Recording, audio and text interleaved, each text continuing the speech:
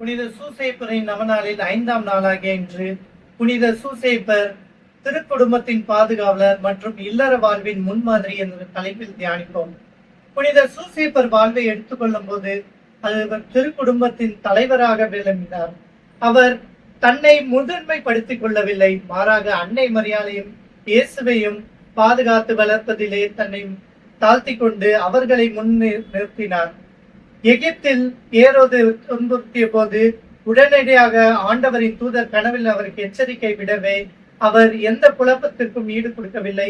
உடனடியாக ஆண்டவரின் கட்டளைக்கு இணங்க தன்னை அங்கிருந்து குடும்பத்தை அங்கிருந்து வழிநடத்தி சென்றார்.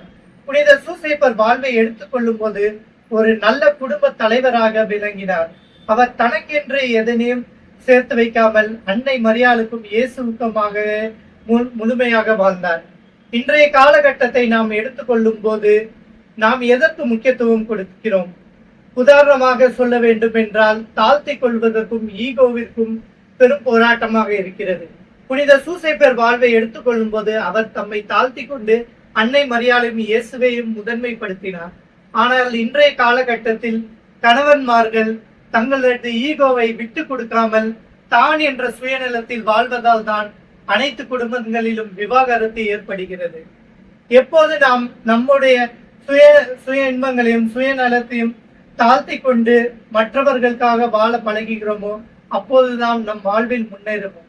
புனித சூசேப்பர் நமக்கு எடுத்துக்காட்டும் ஒரு நல்ல வாழ்வு குடும்ப தலைவராக வாழ்வது. தலைவர் என்பது தம்மை தாழ்த்தி கொள்வது. ஆண்டவர் இயேசு கிறிஸ்து கூறியது போல ஒரு நல்ல தலைவர் என்பது தம்மை தாழ்த்தி கொள்வதுதான். தலைமை பண்பும் பணி செய்வதிலிருந்து வளர வேண்டும். புனித சூசேப்பரை போல நாமும் பணி செய்து ஒரு நல்ல குடும்ப தலைவராக மாறுவோம். நமது ஈகோ போட்டி பொறாமையை விற்றுக்கொண்டு கடவுளுக்கு முன்னுரிமை கொடுத்து நமது குடும்பத்துக்கு முன்னுரிமை கொடுத்து வாழ்வோம். புனித சூசேப்பரே எங்களுக்காக வேண்டிக் கொள்ளும்.